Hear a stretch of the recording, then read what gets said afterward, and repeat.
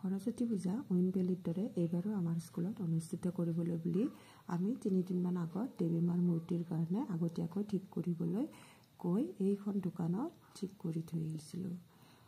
সৰস্বতী পূজা জ্ঞান আৰু শিক্ষাৰ দেৱী সৰস্বতী মাক বন্দনা কৰিবলৈ অনুষ্ঠিত কৰা এটা ধৰ্মীয় উৎসৱ। প্ৰতি বছৰে মাঘ মাহৰ শুক্লা পঞ্চমী তিথিত এই পূজা পতা হয়।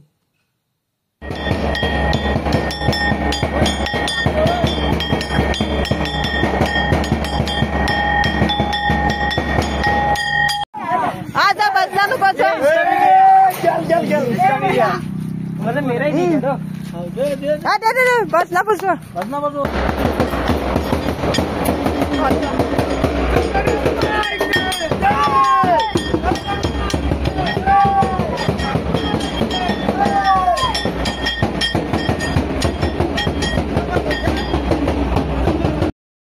এই পূজাক শ্ৰী পঞ্চমী আৰু বসন্ত পঞ্চমী বুলিও কোৱা হয়।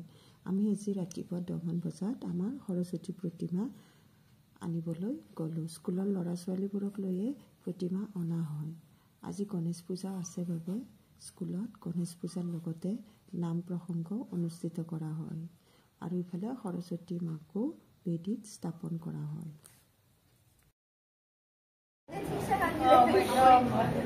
আৰু যাব আপোনাৰ আপোনালোকে হাত দিব পাৰে। হৰি ওম মৎস্য মহাশান্তি কৰা